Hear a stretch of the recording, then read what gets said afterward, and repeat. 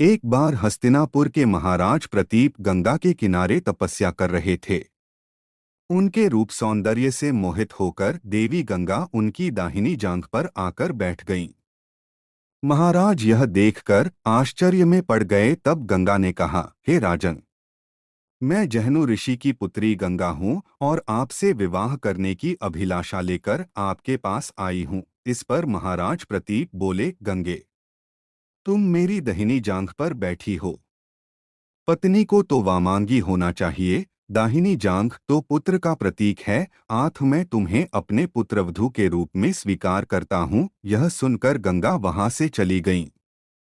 अब महाराज प्रतीप ने पुत्र प्राप्ति के लिए घोर तप करना आरंभ कर दिया। उनके तप के फलस्वरूप उन्हें पुत्र की प्राप्ति हुई, जिसका नाम उन्होंने शांतनु रखा।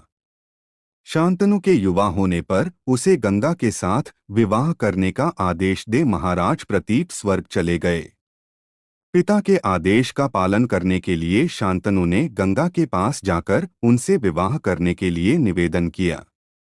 गंगा बोली, राजन, मैं आपके साथ विवाह तो कर सकती हूँ, किंतु आपको वचन देना होगा कि आप मेरे किसी भी कार्य में हस्तक्षेप नहीं करेंगे। शांतनु ने गंगा के कहे अनुसार वचन देकर उनसे विवाह कर लिया। गंगा के गर्भ से महाराज शांतनु के 8 पुत्र हुए, जिनमें से 7 को गंगा ने गंगा नदी में ले जाकर बहा दिया और अपने दिए हुए वचन में बंधे होने के कारण महाराज शांतनु कुछ बोल न सके। जब गंगा का 8वां पुत्र हुआ और वह उसे भी नदी में बहाने के लिए ले जाने लगी तो राजा शांतनु से रहा न गया और वे बोले, गंगे, तुमने मेरे 7 पुत्रों को नदी में बहा दिया, किंतु अपनी प्रतिज्ञा के अनुसार मैंने कुछ न कहा।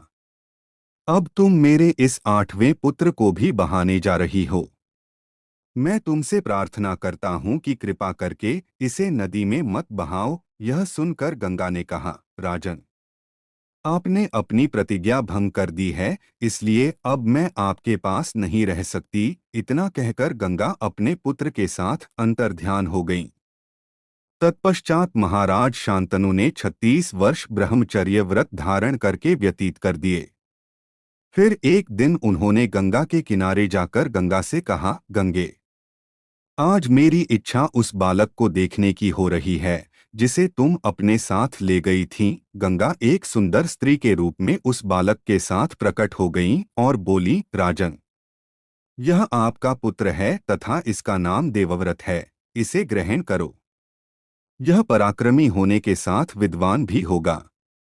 अस्त्र विद्या में यह परशुराम के समान होगा। महाराज शांतनु अपने पुत्र देवव्रत को पाकर अत्यंत प्रसन्न हुए और उसे अपने साथ हस्तिनापुर लाकर युवराज घोषित कर दिया। एक दिन महाराज शांतनु यमुना के तट पर घूम रहे थे कि उन्हें नदी में नाव चलाते हुए एक सुंदर कन्या दृष्टिगत हुई। उसके अंग अंग से सुगंध निकल रही थी। महाराज ने उस कन्या से पूछा, हे देवी, तुम कौन हो? कन्या ने बताया, महाराज, मेरा नाम सत्यवती है और मैं निषाद कन्या हूँ। महाराज उसके रूप यौवन पर रीझ कर तत्काल उसके पिता के पास पहुँचे और सत्यवती के साथ अपने विवाह का प्रस्ताव किया। इस पर धीमवर निषाद बोला, राजन, मुझे अपनी कन्या का आपके साथ विवाह करने में कोई आपत्ति नहीं है, परंतु आपको मेरी कन्या के गर्भ से उत्पन्न पुत्र को ही अपने राज्य का उत्तराधिकारी बनाना होगा। निषाद के इन वचनों को सुनकर महाराज शांतनु चुपचाप हस्तिनापुर लौट आए। सत्यवती के वियोग में महाराज शांतनु व्याकुल रहने लगे। उनका शरीर दुर्बल होने लगा। महाराज की इस दशा को देखकर देवव्रत को बड़ी चिंता हुई। जब उन्हें मंत्रियों के द्वारा पिता की इस प्रकार की दशा होने का कारण ज्ञात हुआ तो वे तत्काल समस्त मंत्रियों के साथ निषाद के घर जा पहुँचे और उन्होंने निषाद से कहा, हे निषाद, आप सहर्ष अपनी पुत्री सत्यवती का विवाह मेरे पिता शांतनु के साथ कर दें। मैं आपको वचन देता हूँ कि आपकी पुत्री के गर्भ से जो बालक जन्म लेगा वही राज्य का उत्तराधिकारी होगा। कालांतर में मेरी कोई संतान आपकी पुत्री के संतान का अधिकार छीन न पाए, इस कारण से मैं प्रतिज्ञा करता हूँ कि मैं आजन्म अविवाहित रहूंगा उनकी इस प्रतिज्ञा को सुनकर निषाद ने हाथ जोड़कर कहा, हे देवव्रत, आपकी यह प्रतिज्ञा अभूतपूर्व है।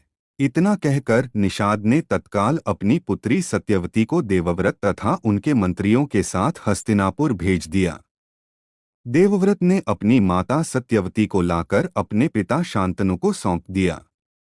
पिता ने प्रसन्न होकर पुत्र से कहा, वत्स, तूने पितृभक्ति के वशीभूत होकर ऐसी प्रतिज्ञा की है जैसी कि न आज तक किसी ने किया है और न भविष्य में करेगा।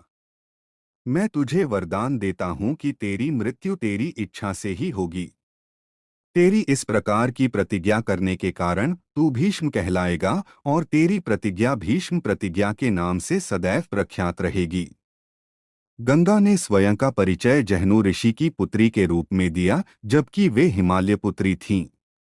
मैं अच्छी प्रकार से जानती हूँ कि पाठक अवश्य यह समझते होंगे कि गंगा ने ऐसा क्यों कहा, किंतु यह भी हो सकता है कि कुछ पाठकों को ज्ञात न हो कि गंगा जहनु ऋषि की पुत्री कैसे हुई।